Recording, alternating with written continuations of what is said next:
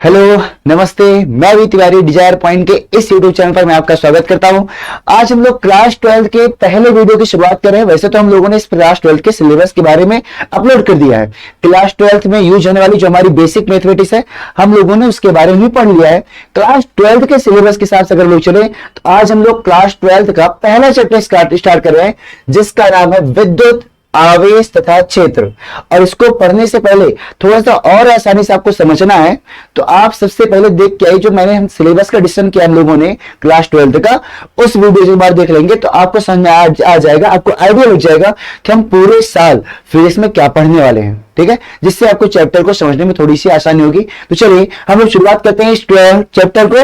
तो भैया इस चैप्टर के बारे में हम लोग पढ़ने से पहले सबसे पहले दो पॉइंट के बारे में हम लोग पढ़ते हैं, दो शब्द को समझते हैं।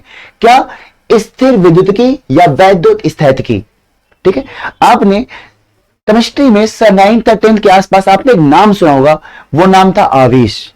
वो नाम क्या था? आवेश। आपने सुना होगा कि आपके टीचर ने या मैम ने पढ़ाया होगा कि भैया इलेक्ट्रॉन पे जो आवेश होता है वो ऋणावेश होता है, प्रोटॉन पे जो आवेश होता है धनावेश होता है। आज हम लोग उसी आवेशों के बारे में बात करने वाले हैं कि जो आवेश है वो क्या है, आवेश क्या है। ठीक है ना, तो आवेश को पढ़ने से पहले हम लोग थोड़ी से दो हेडिंग के बारे में पढ़ते हैं। एक का नाम है स्थिर विद्युतिकी और दूसरा का नाम है वैद्युत स्थैतिकी। ठीक है, आराम समझना, शब्दों को पकड़ना, शब्दों में पूरा खेल छिपा हुआ है। जैसे पहले क्या लिखा हो? स्थिर मतलब रुका हुआ, स्थित स्थैतिक मतलब रुका हुआ। स्थिर मतलब रुका हुआ, स्थैतिक मतलब रुका हुआ। क्या रुका हुआ? आवेश रुका हुआ। क्या रुका हुआ भैया? आवेश रुका हुआ। तो जब हमारा आवेश रुका हुआ हो, चल नहीं रहा हो, एकदम रुका हुआ हो, तो भैया जब हमारा आवेश रुका हुआ हो उस टाइम पे उसके चारों तरफ वो क्या क्या प्रभाव डाल रहा है, क्या क्या चीजें हो रही हैं, उसके कारण क्या क्या घटनाएं हो रही हैं, जब हम उसके बारे में पढ़ते हैं तो फिजिक्स की वह शाखा, भौतिकी की वह शाखा हमारी क्या कहलाती है? स्थिर विद्युतिकी या वैद्युत स्थैतिकी कहलाती है। ठीक है ना, आराम से एकदम ध्यान सुनना, एकदम ऐसा समझ समझ के पढ़ेंगे, फिर समझ में मतलब कि आपको बहुत ही आसान लगने लगेगा कि फिजिक्स। आप सोचो कि सर फिजिक्स इतनी भी आसान हो सकती है क्या? ठीक है ना, बस आपको क्या करना पड़ेगा, पर डे मतलब डेली जो वीडियो अपलोड हो रहे हैं आपको इनको लगातार देखते हुए चलना होगा, नोट्स बनाने पड़ेंगे आपको और पर डे उसको रिवीजन करना है। बस रिवीजन करने के लिए आपको केवल 5 से 10 मिनट देना है, बाकी आपकी सारी चीजें मुझ पर छोड़ दीजिए, बाकी कोई दिक्कत नहीं है। ठीक है, आइए हम लोग बढ़ते हैं। तो भैया आपने देखा कि स्थिर विद्युतिकी या वैद्युत स्थैतिकी क्या होती है। मैंने आपको बताया कि जब हमारा आवेश रुका हुआ हो, आवेश रुका हुआ हो तब उसके बारे में पढ़ें कि जैसे मान लो ये आवेश से रुका हुआ है तो इस चारों तरफ क्या प्रभाव डाल रहा है, इसके चारों तरफ क्या क्या चीजें हो रही हैं, जब उसके बारे में हम लोग अध्ययन करते हैं तो हमारा क्या कहलाता है? स्थिर विद्युतिकी या वैद्युत स्थैतिकी कहलाता है। बस समझ कितना, आगे हम लोग बढ़ते हैं। चलिए, तो इस स्थिर वैद्युतिकी या वैद्युत स्थैतिकी की बातें तो क्लियर हो गई। अब आपके दिमाग में आ रहा होगा सर आपने नीचे लिखा है आवेश तथा वैद्युत क्षेत्र, तो ये क्या है? तो भैया हमारा आवेश तथा जो वैद्युत क्षेत्र है हमारे क्लास 12 के पहले चैप्टर का नाम है विद्युत आवेश तथा क्षेत्र। ठीक है ना, चलिए तो हम लोग बात करने वाले आवेश के बारे में और किसके बारे में? वैद्युत क्षेत्र के बारे में। हम किसके बारे में बात करने वाले हैं? आवेश के बारे में और किसके बारे में? वैद्युत क्षेत्र के बारे में। तो सबसे पहले हम शब्द को पकड़ो, चैप्टर के नेम के पकड़ो। क्या भैया? आवेश, वैद्युत क्षेत्र। ठीक है, आवेश क्या होता है? आवेश क्या है? सर ये आवेश सुना थोड़ा तो लग रहा है कि धन आवेश, ऋण आवेश, सुना सुना, लेकिन अभी तक मुझे नहीं समझ आवेश क्या है। तो अब ध्यान समझना, आप लोगों ने बचपन में कुछ काम किया होगा। क्या किया होगा? आपने बचपन में किसी भी क्लास में पहुंच के आपने काम किया होगा कि आपने पेन या पेंसिल को बालों में रगड़ करके कागज के छोटे छोटे टुकड़ों को आपने चिपकाया होगा। किया कभी ऐसा? अच्छा, आपने कभी अनुभव किया होगा कि जब ठंडी के दिनों में हम लोग जब ऊनी कपड़े उतारने लगते हैं तो उस टाइम पे थोड़ी सी चटचटाहट की आवाज आती है, जैसे थोड़ा सा अजीब सी आवाज आती है, जैसे कुछ चटचटाने की, जैसे कहीं पे कुछ साल्ट वगैरह हो रहा, उस तरीके से आवाज आती है। हाँ सही, मैंने देखा है। आगे बढ़ते हैं। आपने देखा होगा कि जब हम प्लास्टिक की चेयर पे ऐसे हाथ करके बैठ जाए, सुनो ऐसे हाथ पे कुछ न रहे, ऐसे हाथ करके बैठ जाए और जब हाथ को उठाते हैं तो हमारे जो ये रोए हैं, हाथ के जो रोए हैं, ये थोड़े से खड़े हो जाते हैं। हाँ सर, ये भी अनुभव किया है। चलिए आगे बढ़ते हैं। तो ये सब सारी चीजें जो आप देख पा रहे हो, जो आपने ये सब सारी चीजें अनुभव किया है आप लोगों ने, ये सब जिस गुण के कारण अनुभव हो रहा है उसी का नाम है आवेश। उसी का नाम क्या है? आवेश। आपने क्या किया? पेन को बालों में रगड़ा, बालों में रगड़ने के बाद आपने कागज के छोटे छोटे टुकड़े चिपकाए, वो जिसकी वजह से हुआ वो आया आवेश। ठीक है, आपने देखा होगा कि भैया गर्मी की ठंडी के दिनों में जब कपड़े उतारते हैं तो वो जिसमें से जो आवेश चटचटाहट की आवाज आ रही है वो है आवेश। आगे बढ़ते हैं। मैंने भी आपको एग्जांपल दिया कि जब हम प्लास्टिक की चेयर पे हम ऐसे हाथ करके बैठ जाते हैं, थोड़ी देर हाथ कैसे रगड़ते हैं, जब हम हाथ को उठाते हैं इसके दोनों थोड़े से खड़े हो जाते हैं, ये जिसके कारण होगा उसका नाम क्या है? आवेश है। ठीक है, अब आगे बढ़ते हैं। हाँ सर, अब आवेश के बारे में थोड़ा बहुत समझ में आ रहा है, अब ध्यान से सुनना। जब हम पेन को बालों में रगड़ रहे थे, पेन को बालों में रगड़ने के बाद इस पे जो कुछ आया उसका नाम पड़ गया आवेश। अब इसने क्या किया, जाके कागज के छोटे छोटे टुकड़ों को चिपका लिया। हाँ सर, चिपका लिया। तो भैया जब इसको चिपका रहा है कागज के छोटे छोटे टुकड़ों को, तो इसका मतलब क्या करो, कागज पर बल लगा रहा है। क्या कर रहा है? कागज पर बल लगा रहा है। तो ध्यान से सुनना, तो ये जो है आवेश के कारण ये जिस बल लगा के कागज को अपने तरफ खींचा, उस बल का नाम पड़ेगा विद्युत बल। ध्यान सुनना, जब मैंने पेन को बालों में रगड़ा और बालों में रगड़ने के बाद मैंने कागज के छोटे छोटे टुकड़े चिपकाए, तो इस पेन ने जो बल लगा के कागज के छोटे छोटे टुकड़े चिपकाए, उस बल का नाम क्या पड़ा? वैद्युत बल। अब ध्यान सुनना भैया, तो आपको एक नया शब्द सुनाई दे रहा है जिसका नाम है वैद्युत बल। जिसका नाम क्या है? वैद्युत बल। अब वैद्युत बल कब लगा? जब पेन पर आवेश आया।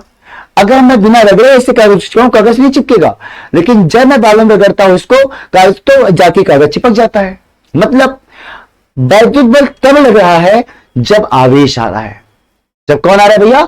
आवेश आ रहा है, तब जाके वैद्युत बल लग रहा है। तो अब आवेश की परिभाषा सुनिए। आवेश क्या है? किसी वस्तु का वह गुण है, किसी वस्तु का वह गुण है जिसके कारण उसमें वैद्युत बल उत्पन्न होता है। ना सुनना, आवेश क्या है? जो वैद्युत बल को उत्पन्न करता है। तो वैद्युत बल जिसके कारण उत्पन्न होता है वो क्या कहलाएगा? आवेश कहलाएगा। क्या कहलाएगा भैया? आवेश कहलाएगा। समझ में आ गया भैया कि भैया जो हमारा वैद्युत बल उत्पन्न हो रहा है वो जिसके कारण हो रहा है उसका नाम क्या पड़ेगा? आवेश पड़ेगा। ठीक है, अब ध्यान से कुछ बातें और सुनना, ध्यान समझना। अब एक शब्द और लिखा है जिसका नाम है वैद्युत क्षेत्र। जिसका नाम क्या है? वैद्युत क्षेत्र। सर ये वैद्युत क्षेत्र क्या है? क्षेत्र मतलब आपको समझ आ रहा है? Area, field. ठीक है, अब जैसे मान लो कोई नेता है, उस नेता का अपना एरिया रहता है। भैया तुम इस जिले के एमएलए हो, तुम इस जिले के एमपी हो। ठीक है ना, जैसे मान लो कोई पीएम है तो उसका एरिया होता है, भैया तुम इस कंट्री के पीएम हो, इस कंट्री के बाहर कोई और पीएम होगा। मतलब तुम्हारा जो प्रभाव हो सकता है, जो तुमने लोग जो कुछ कर सकते हो, उसका जो प्रभाव होगा केवल केवल तुम्हारे एरिया में होगा, तुम्हारी कंट्री में होगा, तुम्हारे क्षेत्र में होगा, वो किसी और क्षेत्र में नहीं होगा। मतलब जहां तक तुम्हारा प्रभाव पड़ सकता है वही तुम्हारी एरिया, उसके अलावा तुम्हारा कोई एरिया नहीं है, उसके अलावा तुम्हारा कोई क्षेत्र नहीं है। ऐसा कहता ना, जैसे मान लो कोई एमएलए है, कोई एमपी है, जिस जिस एरिया में उस एमएलए एमपी का प्रभाव पड़ सकता है, जहां जहां पे जाके वो निर्णय ले सकता है, जहां जहां पे जाके डेवलपमेंट वगैरह कर सकता है, जिसके बारे में सोच सकता है, वो उसकी क्या है? एरिया है। वैसे ही अगर मान लो कहीं पे आवेश है, क्या है? आवेश है, तो आवेश की चारों तरफ के एरिया जहां पर उसका प्रभाव पड़ सके वो क्या कहलाएगा? वैद्युत क्षेत्र कहलाएगा। अब हम लोग इसकी डिटेल में बातें करेंगे भैया, एक चैप्टर की रीडिंग है, इसके बारे में हम लोग पढ़ेंगे। अभी केवल इतना समझो, वैद्युत क्षेत्र मतलब क्या होता है कि आवेश के चारों तरफ की एरिया, क्या? आवेश के चारों तरफ की एरिया जहां पर उस आवेश का प्रभाव पड़ सके वो हमारा क्या कहलाएगा? वैद्युत क्षेत्र कहलाएगा। बातें क्लियर हो गई? तो आप कैसे याद करोगे? जैसे हर एक एमएलए का एरिया है, जैसे मान लो मेरी एरिया है, भैया मेरी एरिया क्या है कि मैं यहीं पर रह सकता हूं, मैं इस कमरे में जो चाहूं भी कर सकता हूं, कमरे से बाहर नहीं जा सकता, लेकिन इस कमरे में जो कर चाहूं कर सकता हूं, तो ये मेरी एरिया है। बस कितना, वैसे ही आवेश अपने चारों तरफ जहां पर वो प्रभाव डाल सके वो उसकी एरिया कहलाएगी। उसी एरिया को, उसी क्षेत्र को हम लोग क्या नाम देंगे? वैद्युत क्षेत्र। मतलब भैया इस क्षेत्र में उस आवेश का प्रभाव पड़ सकता है, उसी को हम लोग क्या नाम देंगे? वैद्युत क्षेत्र। हाँ सर, अब समझ में आ रहा है, अब ध्यान समझना। तो भैया आवेश के अंदर एक गुण होता है कि आवेश क्या उत्पन्न कर सकता है? आवेश जो है वो उत्पन्न कर सकता है वैद्युत क्षेत्र या विद्युत क्षेत्र उत्पन्न कर सकता है। चलो बातें क्लियर हो गई भैया आवेश के बारे में कि हमारा जो आवेश है वो क्या उत्पन्न कर सकता है? वैद्युत क्षेत्र। अब मेरा ध्यान समझना, आवेश एक क्षेत्र और उत्पन्न करता है जिसे बोलते हैं चुंबकीय क्षेत्र।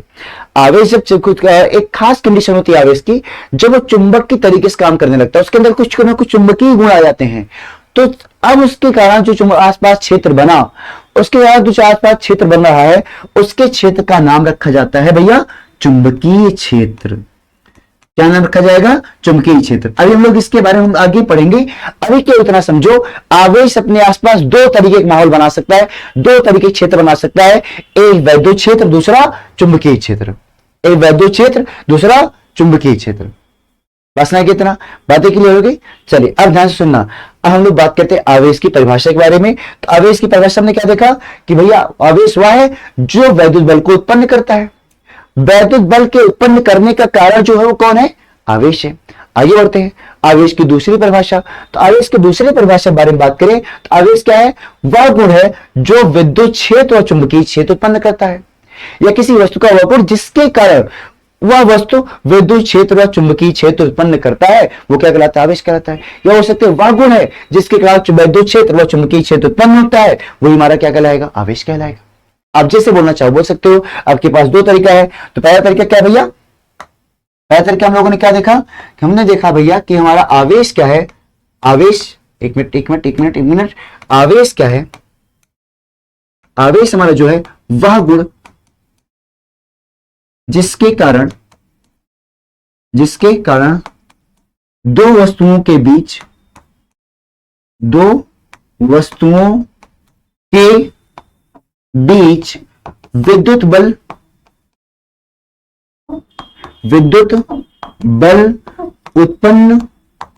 विद्युत बल उत्पन्न करता है।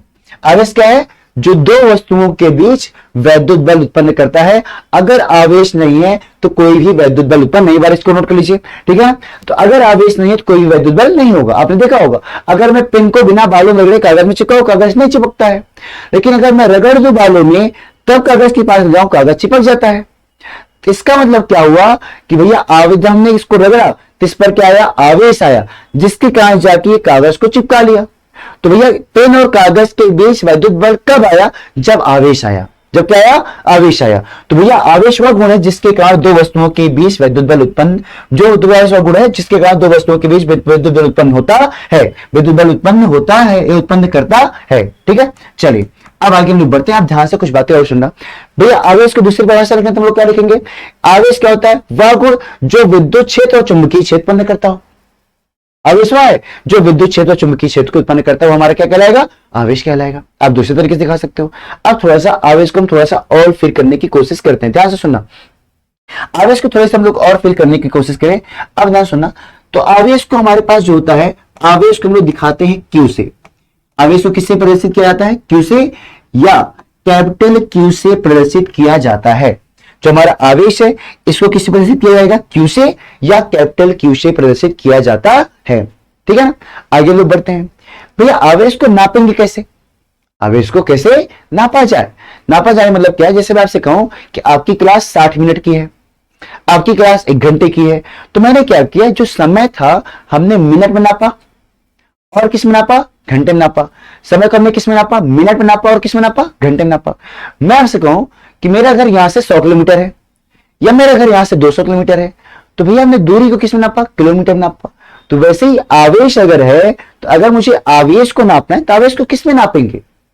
तो भैया आवेश को जो नापने के हम लोग मात्रक प्रयोग करते हैं, वो मात्रक हमारा क्या कहलाता है? कूलाम कहलाता है। क्या कहता है भैया? कूलाम कहलाता है, ठीक है ना। तो भैया आवेश को हम लोग क्यू से दिखाएंगे या कैपिटल क्यू से, और आवेश को नापने के लिए हम लोग जो मात्रक यूज करते हैं वो मात्रक क्या है? तो आप बोलोगे सर कूलाम है, ठीक है। आगे बढ़ते हैं। अब आपने पढ़ा था कि भैया क्लास 11th में हमने पढ़ा था कि भैया जो राशियां होती है वो दो तरीके की होती हैं। एक होगी सदिश, दूसरा होगा दिश। एक क्या होगा? सदिश, और दूसरा क्या होगा? अदिश। सदिश कब होगा? जब उसमें दिशा की जरूरत पड़ रही होगी। अगर उसमें दिशा की जरूरत पड़ रही है या दिशा का प्रभाव उस पर पड़ रहा है तो वो सदिश कहलाएगा। अगर उस पर दिशा का प्रभाव नहीं पड़ता है, उसमें दिशा की जरूरत नहीं है, तो हमारा क्या कहलाएगा? अदिश कहलाएगा। तो सबको क्लियर होगा भैया कि दिशा का प्रभाव पड़ा तो सदिश और नहीं पड़ा तो अदिश। और तुम खुद सोचो, ध्यान से सुनना। जैसे मैं आपसे कहूं ये फोन है, ये फोन 100% चार्ज है, मतलब इसमें जितना चार्ज स्टोर हो सकता था, इसमें जितना आवेश हो सकता था उतना आवेश अभी स्टोर है। ये फोन 100% चार्ज है, ठीक है। अब मैंने क्या किया, इस फोन को इधर दिशा से हमने घुमा दिया इधर दिशा में, या इस दिशा से घुमा के हमने इधर दिशा में कर दिया। तो क्या इस फोन की बैटरी में क्या कोई चेंज आएगा? क्या ये फोन की बैटरी केवल घुमाने भर से 100 से 0% आ जाएगी? क्या 100 से 90% आ जाएगी केवल घुमाने भर से? नहीं। मतलब क्या इसके चार्ज में कोई फर्क पड़ा? ये 100% पहले था, 100% अभी भी है। अगर इसको यूज नहीं किया जाए तो मैं चाहे इधर घुमाऊं, चाहे मैं इधर घुमाऊं, चाहे मैं इधर घुमाऊं, चाहे मैं ऊपर कर दूं, चाहे नीचे कर दूं, इस पे कोई भी प्रभाव पड़ने वाला नहीं है। बात समझ कितना, ये 100% चार्ज है तो ये 100% चार्ज रहेगा। दिशा के बदलने की वजह से इसके चार्जिंग में कोई भी प्रभाव नहीं पड़ेगा। तो भैया अगर दिशा का इस पर कोई प्रभाव नहीं पड़ रहा है, इसके चार्ज पर कोई प्रभाव नहीं पड़ रहा है, इसके आवेश पर कोई प्रभाव नहीं पड़ा है, तो इसका मतलब आवेश कौन सी राशि होगी? अदिश राशि हो गई। आवेश कौन सी राशि होगी भैया? अदिश राशि होगी। चलिए, तो इसका मतलब क्या हो गया, जो हमारा आवेश है वो आवेश कौन सी राशि है? यह एक अदिश राशि है। यह कौन सी राशि भैया? अदिश राशि। यह एक अदिश राशि है। तो ये था अपने पास आवेश के बारे में, ठीक है ना। चलिए अब आवेश को थोड़ा सा और अनुभव करते हैं। अब ध्यान से बातों को समझना। आपने पढ़ा होगा आवेश अपने पास दो तरीके के होते हैं। एक आपने सुना होगा धन आवेश और दूसरा आपने सुना होगा ऋण आवेश, ठीक है। आइए हम लोग थोड़ा सा आवेश के बारे में हम लोग देखते हैं। जैसे मानते हैं जैसे आपको यहां पे दिख रहा होगा, जैसे आपको यहां दिख रहा है, एक स्वेटर दिख रहा है, एक बैलून दिख रहा है और ये दीवार है। ये क्या है? दीवार है, ठीक है ना। अब ध्यान से सुनना, ये हमारा स्वेटर है, ये बैलून है, ये दीवार है। अभी स्वेटर पर प्लस और माइनस दिख रहा है, प्लस और माइनस दिख रहा है, प्लस माइनस। आपको जितने प्लस दिख रहे हैं उतने ही माइनस दिख रहे हैं। यहां भी जितने प्लस उतने ही माइनस, और यहां भी जितने प्लस उतने ही माइनस। तो भैया जितने प्लस उतने माइनस को मिला के कैंसिल हो गए, तो इस पर जो टोटल चार्ज हो गया, तो आप बोलोगे सर इस पर टोटल चार्ज कितना है? 0 है। कुल आवेश कितना है? 0 है। अभी ध्यान सुनना, अभी इस पर टोटल चार्ज कितना है? 0 है। अभी इस पर टोटल चार्ज कितना है? 0 है। मतलब जितने प्लस हैं उतने क्या है? माइनस है, ठीक है ना। अब ध्यान सुनना, तो अभी ध्यान सुनो कि इनके बीच अभी कोई भी बल नहीं लग रहा है। मैं चाहे इसको अब यहां छोड़ दूं, चाहे यहां छोड़ दूं, अभी इनके बीच कोई भी बल नहीं लग रहा है। लेकिन अब जैसे मैं इनके पास ले गया, तो आपको दिख रहा होगा कि इसके जो प्लस थे, इसके जो माइनस थे, ये उतर के किस पे चले आए? गुब्बारे पे। अब गुब्बारे पे माइनस वाले का बहुमत हो गया, गुब्बारे पे माइनस वाले की सरकार बन गई। अगर हम बात करें बैलून की, तो इस बैलून पर ध्यान से सुनना, इस बैलून पर माइनस वाले की कमी हो गई, मतलब प्लस वाले बढ़ गए, धन वाले बढ़ गए। तो स्वेटर पर किसका बहुमत आ गया? धनावेश का। इस पर किसका बहुमत आ गया? ऋणावेश का। मतलब इस पर ऋण की सरकार बनी, इस पर किसकी सरकार बनी? धन की। मतलब इस पर ऋण आवेश आया, इस पर कौन सा आवेश आ गया? धनावेश आ गया। तो अगर आवेश आ गया तो अब इनके दोनों के बीच क्या होने लगेगा? बल लगने लगेगा। मैंने इसको यहां छोड़ा तो क्या ये खिंच के इधर चला आ रहा है कि नहीं आ रहा है? तो भैया जब तक इन पर, ध्यान से सुनना, जब तक इन पर कोई बल नहीं, कोई आवेश नहीं था, कोई आवेश मतलब ऐसा ना समझना कि कोई आवेश नहीं, मतलब प्लस और माइनस कुछ भी नहीं, दोनों आवेश है। जितने प्लस है उतने ही माइनस है। मतलब कुल आवेश कितना है? 0 है। जितना प्लस उतना माइनस, मतलब कुल आवेश कितना है? 0। तो जब तक इस पे कुल आवेश 0 है, इस पे कुल आवेश 0 है, तब तक इन दोनों के बीच कोई वैद्युत बल काम नहीं कर रहा है। ये दोनों आपस में खिंच नहीं रहे हैं, ठीक है ना। लेकिन जैसे ही मैं इसके स्वेटर मिला के इसको मैं रगड़ा, तो रगड़ते ही क्या हुआ कि इसके जो स्वेटर के इलेक्ट्रॉन थे इस पे चले आए। मतलब इसमें इलेक्ट्रॉन, जो स्वेटर के माइनस वाले चार्ज थे, जो ऋण आवेश थे, इस पे चले आए। मतलब इसमें ऋण वाले की सरकार बन गई, ऋण वाले का बहुमत आ गया, मतलब इस पे ऋण आवेश आ गया। यहाँ पे धन वालों की संख्या बढ़ गई, धन वालों का बहुमत आ गया, धन की सरकार बन गई। तो इस पे धन आवेश आ गया और इस पे कौन सा आवेश आ गया? ऋण आवेश आ गया। तो मैंने अब जैसे इसको छोड़ा, क्या अब ये धीरे धीरे उसकी तरफ भागा चला रहा है। तो क्यों भागा चला रहा है? क्योंकि आवेश आने की वजह से इन दोनों के बीच वैद्युत बल काम करने लगा। तो वैद्युत बल कब काम किया? जब दोनों के बीच आवेश आया। जब क्या आया? आवेश आया, तभी जाके वैद्युत बल काम किया। जब तक वैद्युत बल नहीं था तब तक, जब तक आवेश नहीं था तब तक वैद्युत बल नहीं लगा। जब तक कुल आवेश 0 था तब तक वैद्युत बल नहीं लगा। लेकिन जैसे ही आवेश आया तब मैं क्या करने लगा? इस पे क्या होने लगा?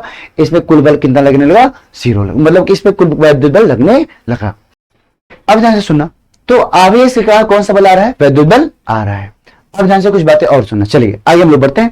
अब तो आपको समझ में आ गया, हाँ सर अब समझ में आ गया कि भैया आवेश की वजह से कौन सा बल आएगा? वैद्युत बल। तो मतलब जिसके कारण वैद्युत बल उत्पन्न हो वह गुण क्या कहलाएगा? आवेश कहलाएगा। हम आगे बात करते हैं। अब ध्यान से कुछ बातें और सुनिएगा। और कौन सी बातें भैया? और बातें अपने पास कौन सी है?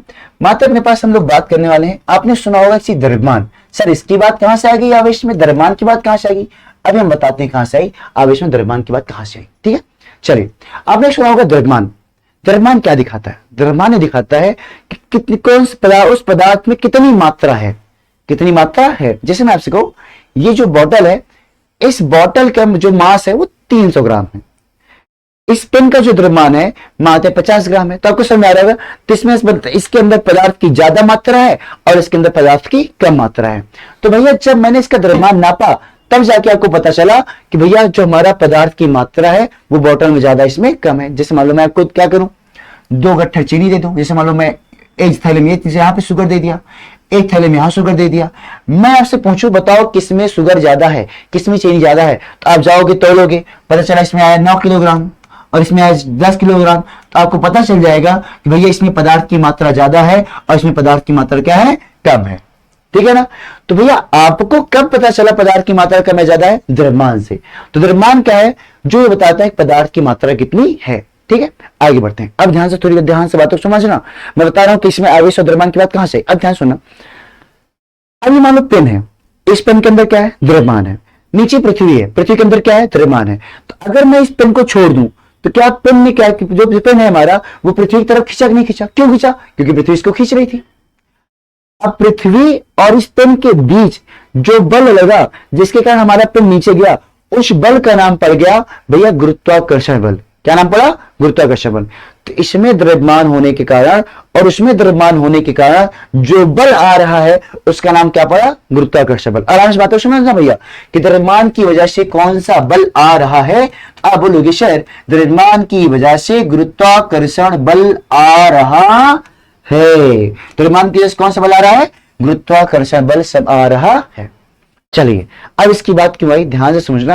अब हमें कंपेयर करना है, हमें तुलना करना है। किसकी किसकी तुलना करना है, हमें तुलना करना है आवेश के बीच और किसके बीच, द्रव्यमान के बीच हमें तुलना करना है। ठीक है, चलिए।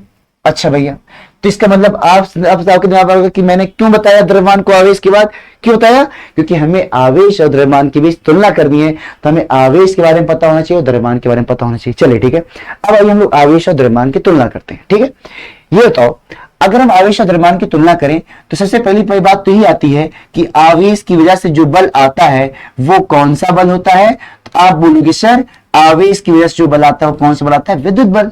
और द्रव्यमान की वजह से मैं आपसे पूछूं कौन सा बल आता है, तो आप बोलोगे सर द्रव्यमान की वजह से जो बल आ रहा है उस बल का नाम है गुरुत्वाकर्षण बल। उस बल का नाम क्या है भैया, गुरुत्वाकर्षण बल। ठीक है, चलिए। तो आवेश की वजह से बल आ रहा है क्या नाम, विद्युत बल, और द्रव्यमान की वजह से बल आ रहा है क्या नाम है, गुरुत्वाकर्षण बल। अब आगे बढ़िए।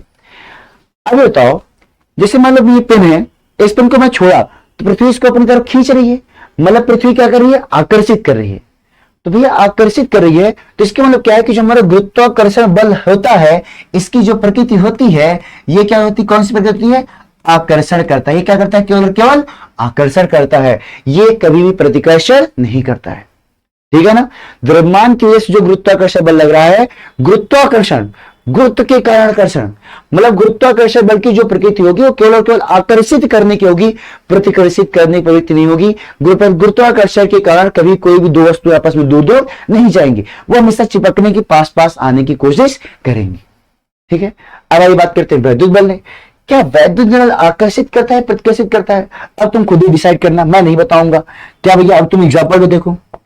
क्या देखो, जैसे मान लो, जैसे ध्यान से सुनना, आपको यहां पे जितने प्लस उतने माइनस, यहां जितने प्लस उतने माइनस। मैंने क्या किया, इसको यहां पे ऐसे रख रखा तो आपको समझ आ गया सर इस पे ऋणावेश आ गया और इस पे धनावेश आ गया। ठीक है, अब मैंने इसको छोड़ा तो क्या इसकी तरफ आकर्षित हुआ कि नहीं हुआ, तो आपको एक बार समझ आ गया कि वैद्युत बल आकर्षित करता है। ठीक है ना। अब आगे बढ़ते, क्या प्रतिकर्षित भी कर सकता है क्या। अब ना समझो, इस पर कौन सा आवेश है, कौन सा किसका बहुमत है, धन का, वो किसका बहुमत है, ऋण का। ठीक है ना, इस पे किसका बहुमत है, ऋण का। अब मैं इसके पास दीवार के पास ले गया तो क्या आपको यहां पर कुछ घटना होती दिख रही है, ध्यान से देखना, ध्यान से देखना, ध्यान से। जब मैं इसको इसके पास ले गया, ये ऋण वाले जो थे वो छोड़ के दूर भाग रहे हैं, अपनी अपनी जगह छोड़ के दूर, ध्यान से लो, जो ऋण वाले आवेश हैं ये अपनी अपनी जगह छोड़ के क्या कर रहे हैं, दूर भाग रहे हैं। दूर भाग रहे हैं तो इसका मतलब इसके और इसके बीच क्या हो रहा है, प्रतिकर्षण हो रहा है। यहां के ऋण आवेश और यहां के ऋण आवेश के कारण क्या हो रहा है, प्रतिकर्षण हो रहा है। तो भैया आवेश के कारण जो बल लग रहा है उसको क्या बोलते हैं, वैद्युत बल। तो इसका मतलब ये है, क्या है भैया, इसका मतलब ये है कि भाई हमारा जो आवेश के कारण लगने वाला बल है वो उसका प्रकृति, उसकी जो प्रकृति होती है वो आकर्षित करने भी हो सकती है और प्रतिकर्षित करने से, मतलब ये आकर्षित, ये क्या करता है, आकर्षण भी करता है और प्रतिकर्षण भी करता है, आकर्षण भी करता है और प्रतिकर्षण भी करता है। चलिए अब आगे बढ़ते हैं। अब ध्यान से कुछ बातें और सुनिए। क्या सुना जाए भैया, ये बताओ, क्या आवेश को आपने कभी धन और ऋण सुना है? हाँ, सर आपने, आप कहोगे सर ये तो मैंने पहले ही सुना था कि ये इलेक्ट्रॉन पे ऋण आवेश होता है और प्रोटॉन पे धन आवेश होता है। मतलब आवेश हमारा ऋण और धन दोनों हो सकता है। ठीक है भैया, तो आवेश हमारा जो है वो धन भी हो सकता है और ऋण भी हो सकता है। ठीक है, अब बात करते हैं द्रव्यमान की। क्या द्रव्यमान हमें कभी द्रव्यमान तो प्लस हो सकता है? जैसे हम दुकान पे जाकर बोलते हैं कि भैया हमें 1 किलो चीनी दे दो, क्या कभी -1 किलो बोलते हो? क्या कहीं -5 किलो बोलते हो? क्या कि पता चला आलू वाले के पास गए, भैया मुझे 10 किलो आलू, -10 किलो आलू चाहिए। दुकानदार मुझे थप्पड़ मार भगा देगा, भले पढ़ा लिखा नहीं है लेकिन समझ जाएगा तुम उसके साथ नौटंकी कर रहे हो। ठीक है ना? तो भैया जो हमारा द्रव्यमान है तो 10 किलोग्राम, उसको कभी माइनस में नहीं बोलते, आप सीधे बोलते हो 10 किलोग्राम। तो भैया 10 किलोग्राम आपने बोला तो 10 के सामने कोई चिन्ह नहीं लगता, तो हम लोग क्या मानते हैं? प्लस। इसका मतलब क्या है कि हमारा द्रव्यमान जो होगा वो प्लस में होगा, वो कभी भी माइनस में नहीं होगा। ठीक है, चलिए ये बात तो समझ में आ गया। अब आगे बढ़ते हैं। अब आगे एक इंपॉर्टेंट चीज है। इंपॉर्टेंट चीज ये है कि भैया जो हमारा द्रव्यमान है, द्रव्यमान जब है ये, इस पर वेग का प्रभाव पड़ता है। ये क्या होता है सर? द्रव्यमान पर वेग का प्रभाव पड़ता है। हाँ, ध्यान से सुनना मेरी बात को। आइंस्टीन ने दिया था सापेक्षता का सिद्धांत। ये साइंटिस्ट थे आइंस्टीन, उन्होंने दिया था सापेक्षता का सिद्धांत। सापेक्षता का सिद्धांत ये था भैया, उसमें उन्होंने बताया कि अगर कोई वस्तु चल रही है, दौड़ रही है, भाग रही है, उस टाइम पे उसका द्रव्यमान ज्यादा होगा रुका होने के मुकाबले। अगर कोई वस्तु रुका हुआ है उस टाइम पे उसका जो द्रव्यमान होगा भागते समय उससे ज्यादा हो जाएगा, फील होगा ऐसा। इसको बताया आइंस्टीन ने अपने सापेक्षता के सिद्धांत में। ठीक है, मेरी बातों को समझ, मैं झूठ नहीं बोल रहा हूं यार, कि अगर कोई वस्तु दौड़ रही है, अगर कोई वस्तु भाग रही है, चल रही है, उस टाइम पर उसका जो द्रव्यमान होगा वो पहले के मुकाबले थोड़ा सा ज्यादा होगा। हाँ, लेकिन जब हम भाग रहे होते हैं, जब हम दौड़ रहे होते हैं, उस टाइम पे हमारी स्पीड बहुत ज्यादा नहीं होती है। ठीक है ना? जब बहुत ज्यादा नहीं होती है तो हमें फील नहीं होता कि हमारा द्रव्यमान बढ़ा या घटा है, हमें फील नहीं होता है। लेकिन जब हम लाइट के स्पीड के आसपास से जा रहे होंगे, लगभग प्रकाश के वेग से चले होंगे, प्रकाश का वेग होता है 3 लाख किलोमीटर पर सेकेंड, 1 सेकंड में 3 लाख किलोमीटर। तो जब हम 1 सेकंड में 3 लाख किलोमीटर के आसपास किस पे जा रहे होंगे, मतलब जब हम प्रकाश के वेग के आसपास किस पे जा रहे होंगे, तब जाके हमें अपना द्रव्यमान बढ़ा हुआ फील होगा, हमें अपना द्रव्यमान ज्यादा लगेगा। ठीक है, चलिए, तो मैंने हमारे बताने मतलब ये था कि द्रव्यमान जो है, द्रव्यमान पर वेग का प्रभाव पड़ता है, इस पर वेग का प्रभाव पड़ता है, वेग का प्रभाव पड़ता है। अच्छा सर, अब आपकी अक्सर क्या यही घटना आवेश के साथ भी होती है क्या? यही घटना आवेश के साथ होती है क्या? नहीं भैया, ये घटना आवेश के साथ नहीं होती है। अगर मेरा फोन अभी 100% चार्ज है तो मैं चाहे इसको लेके दौड़ूं, चाहे भागूं, चाहे जो करूं, ये 100% ही चार्ज रहेगा। इसके चार्जिंग में, इसके आवेश में कोई भी प्रभाव नहीं आएगा, चलने की वजह से कोई प्रभाव नहीं आएगा। ऐसा कितना, मैं इसको लेके दौड़ रहा हूं, मैं इसको लेके भाग रहा हूं, मैं इसको लेके रुका हूं, मैं क्या कर रहा हूं, इसकी वजह से इसके अंदर चार्ज में, इसके अंदर आवेश में कोई भी प्रभाव नहीं। वह चार्ज मतलब क्या आवेश, तो इसके अंदर चार्ज में, आवेश में कोई प्रभाव नहीं पड़ने वाला है। ठीक है ना? चलिए बात समझना। तो इसके मतलब क्या है कि आवेश पर वेग का प्रभाव नहीं पड़ता है, वेग का प्रभाव नहीं, वेग का प्रभाव नहीं पड़ता है। अब आपको द्रव्यमान और आवेश के बीच अंतर समझ में आ गया होगा कि भैया आवेश क्या है, जिसके कारण वैद्युत बल लग रहा हो। जो आकर्षण वैद्युत बल जोड़ता है, आकर्षित करता है तो प्रतिकर्षित करता है। हमारा आवेश धन भी हो सकता है, माइनस भी हो सकता है, और इसमें वेग का प्रभाव नहीं पड़ता है। लेकिन जो हमारा द्रव्यमान है, द्रव्यमान के कारण गुरुत्वाकर्षण बल लगता है, ये हमेशा आकर्षित करता है, ये कभी माइनस में नहीं होगा, हमेशा प्लस में होगा, और इस पर वेग का प्रभाव पड़ता है। और इसको बताया था आइंस्टीन ने अपने सापेक्षता के सिद्धांत में। अब कुछ करनी चाहिए, बस ये याद करने की जरूरत है बस। ठीक है, चलिए अब आगे बढ़ जाए, अब आगे बढ़ते हैं भैया। अब ध्यान से कुछ बातों को सुनिएगा, अब आगे बढ़ते हैं। अपने पास एक चीज आती है, उस चीज का नाम है मूल आवेश। मूल आवेश। ठीक है, अब ये सिर्फ मूल आवेश क्या है? मूल मतलब क्या होता है? किसी चीज की बहुत ही छोटा भाग। जैसे जब आपने इंग्लिश को सीखा तो इंग्लिश में आपको सबसे पहले सिखाई गई भैया ये है ए, ये है बी, ये है सी, ये है डी। ठीक है, तो ये जो है ये है हमारे इंग्लिश का मूल। ठीक है, जब आपने गणित सीखा तो सबसे पहले आपको सिखाया गया 1 2 3 के बारे में सिखाया गया। मतलब ये क्या है? गणित का मूल चीज है, मूल चीज, एकदम बेसिक चीज है। मतलब इससे ही मिलकर गणित बनी हुई है, इससे मिलकर अंग्रेजी बनी हुई है, ये मूल चीज है। ठीक है, सेम उसी तरीके से अब बात आ रही किसकी? मूल आवेश की। मतलब जो सबसे छोटी चीज हो किसी चीज में, जो सबसे छोटा आवेश हो सकता है, उसे हम लोग क्या बोलेंगे? मूल आवेश। समझना कि हमारे प्रकृति में जो सबसे न्यूनतम संभव अस्थायी आवेश, मैंने क्या बोला? न्यूनतम संभव अस्थायी आवेश। मतलब जो बनने बाद ये नहीं कि बनने बाद बिगड़ता रहे, बन रहा है, बिगड़ रहा है, बन रहा है, बिगड़ रहा है, जो बना होगा वही कर रहा है, अस्थायी नहीं है। जैसे कभी मान लो तुम सोचो कभी मुझे डॉक्टर बनना है, कभी मुझे इंजीनियर बनना है, कभी मुझे पुलिस में जाना है, कभी मुझे आर्मी में जाना है, तो अस्थायी नहीं हो। तो जब अस्थायी नहीं हो, तुम्हारे घर में कोई इज्जत थोड़ी करेगा। क्यों? तुम्हें कहेंगे अरे तुम्हें कभी डॉक्टर बन जाना है, अरे इसको छोड़ो, कभी इंजीनियर बनता है, कभी पुलिस बनता है, कभी कुछ बनता है। तो अस्थायी नहीं है। हम किसकी वैल्यू करते हैं? जो अस्थायी हो, जो अस्थायी हो हम उसी की वैल्यू करते हैं। तो इसे मूल आवेश में, मूल आवेश क्या होगा? हमारे प्रकृति में न्यूनतम संभव अस्थायी आवेश, न्यूनतम संभव अस्थायी आवेश जो होगा वो आवेश हमारा क्या कहलाएगा? मूल आवेश कहलाएगा। ठीक है, प्रकृति में संभव, एक मिनट, प्रकृति में संभव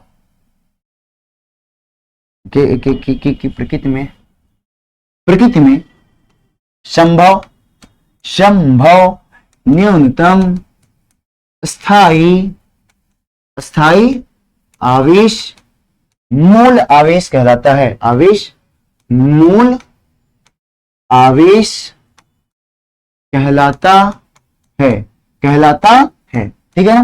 तो भैया मूल आवेश क्या है? तो आप बोलोगे प्रकृति में संभव न्यूनतम अस्थायी आवेश हमारा क्या कहलाएगा? मूल आवेश कहलाएगा। ठीक है ना? चलिए आगे बढ़ते हैं। तो मूल आवेश क्या होता है? प्रकृति में संभव न्यूनतम अस्थायी आवेश हमारा क्या कहलाता है? मूल आवेश कहलाता है। ठीक है, अब आगे बढ़ते हैं। भैया न्यूनतम ये बात तो समझ में आ गया, अस्थायी मतलब ये समझ में आ गया। ठीक है, तो भैया हम आगे बात करते हैं। तो जो हमारा इलेक्ट्रॉन का आवेश होता है, किसका आवेश? इलेक्ट्रॉन का आवेश, जो कि आपने पढ़ा होगा कि भाई कितना होता है? -1.6 इंटू 10⁻⁻19 कूलम। और जो प्रोटॉन का आवेश है, इसका आवेश, प्रोटॉन का आवेश कौन? +1.6 इंटू 10⁻⁻19 कूलम। इसके आवेश को हम लोगों ने मूल आवेश माना है। ठीक है ना? वे जो हमारे इलेक्ट्रॉन का आवेश है, जो प्रोटॉन का आवेश है, दोनों के आवेश का वैल्यू सेम है। भैया एक धन है और दूसरा क्या है, लेकिन है तो वैल्यू सेम ही। तो ये जो इलेक्ट्रॉन का आवेश है, जो प्रोटॉन का आवेश है, इसी आवेश को हमने मूल आवेश माना है। ठीक है, अब आपके दिमाग में सर क्या इससे छोटा आवेश नहीं हो सकता है क्या? इससे छोटा आवेश होता है, क्वार्क है, मेशान, बहुत सारी चीजें हैं, इससे छोटे आवेश होते हैं, लेकिन वो अस्थायी नहीं है। अब अस्थायी नहीं है तो उनकी वैल्यू नहीं है। अगर मैंने आपको एग्जांपल दिया कि वह वैल्यू से की जो स्थायी है, तो भैया क्वार्क और मेशान वो अस्थायी नहीं है, इनसे छोटे भी आवेश है, लेकिन वो अस्थायी नहीं होने के कारण उनको हम लोगों ने मूल आवेश में नहीं रखा है। मूल आवेश में किसको रखा गया है? इलेक्ट्रॉन के आवेश और प्रोटॉन के आवेश को मूल आवेश में रखा गया है। अब बातें समझ गई थे ना? चलिए, तो हम लोगों ने क्या क्या पढ़ा आज? एक बार जल्दी से रिवाइज करते हैं। हम लोगों ने सबसे पहले क्या पढ़ा? हम लोगों ने पढ़ा स्थिर वैद्युतिकी के बारे में। सबसे पहले हम लोगों ने पढ़ा किसके बारे में?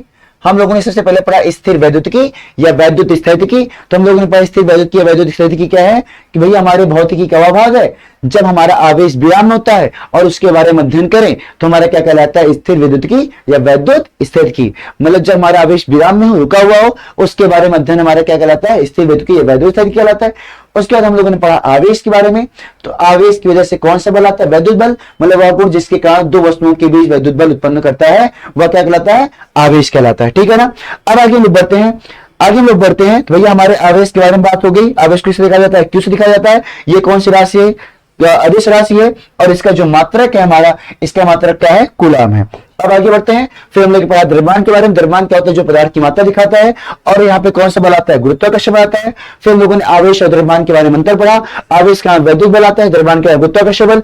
आवेश के कारण आने वाले बल का आकर्षण प्रतिकर्षण दोनों प्रकृति का हो सकता है। द्रव्यमान के कारण आने वाले बल आकर्षण प्रकृति होता है। ये प्लस और माइनस दोनों हो सकता है, और ये केवल प्लस हो सकता है। इस पर वेग का प्रभाव नहीं पड़ता है, और इस पर वेग का प्रभाव पड़ता है। अब आगे हम लोग बढ़ते हैं। उसके बाद हम लोगों ने देखा मूल आवेश के बारे में। मूल आवेश क्या होता है? प्रकृति में संभव न्यूनतम अस्थायी आवेश हमारा क्या कहलाता है? मूल आवेश कहता है। हमारी प्रकृति में जो सबसे छोटा संभव आवेश है उसको हम लोगों ने क्या नाम रखा? मूल आवेश रखा। ठीक है ना? तो आई होप आपको ये समझ में आया होगा। ठीक है, हम लोग मिलते हैं आपसे नेक्स्ट वीडियो में, तब तक के लिए बाय।